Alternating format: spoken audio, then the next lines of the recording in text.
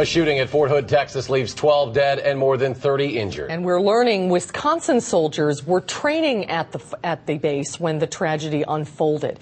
Tonight we know at least one of the injured victims is from Wisconsin. News 3's Andy Choi is following this developing story, and he's live with the latest. Andy?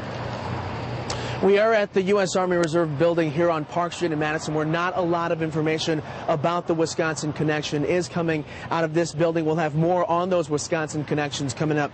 12 are dead, 31 wounded at the world's biggest military base. The Army confirming the shooter has been killed tonight, 39-year-old Major Malik Nadal Hassan. Two others in custody, all said to be U.S. soldiers. The shooting began around 1:30 Central Time. All of the casualties took place at the Soldier Readiness Center, where soldiers are undergoing medical screening.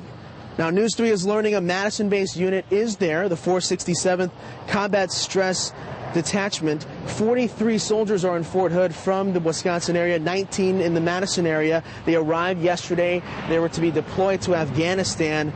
Now, they were there to provide counseling for mental health and combat stress. Now, going back to the Wisconsin connection, we do know that a woman in Random Lake, that's near the Milwaukee area, received a call about her 19-year-old daughter being shot in the stomach. She does not know too much about exactly what happened. She's still getting that information. And also, State Representative Kitty Rhodes received a text message from her 27-year-old son stationed there saying that he was okay. Here's what Representative Rhodes had to say.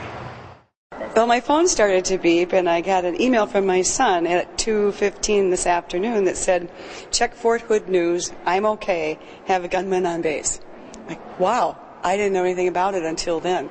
And so, of course, we go right to the internet to see what's happening. And by that time, they were already saying that there were several dead and multiple wounded. Again, not a lot of information coming out of the U.S. Army Reserve building here on Park Street. As you heard from Representative Rhodes, a lot of this information just trickling through text messages on Twitter, online, and we want to point you to a resource on the internet. The website is from the Red Cross. It is disastersafe.redcross.org, where folks who have been in a disaster can register themselves as safe, and hopefully families that are seeing if their loved ones are safe can also go to that website and see if their loved one is safe. Now, just within the hour, the numbers there on that website jumped from 15 an hour ago to more than 120. So people, the soldiers at Fort Hood, are registering themselves, and hopefully families can make more contacts with their loved ones. All right, some good information to have there from News 3's Andy Choi at the U.S. Army Reserve building on Park Street. Andy, thank you very much.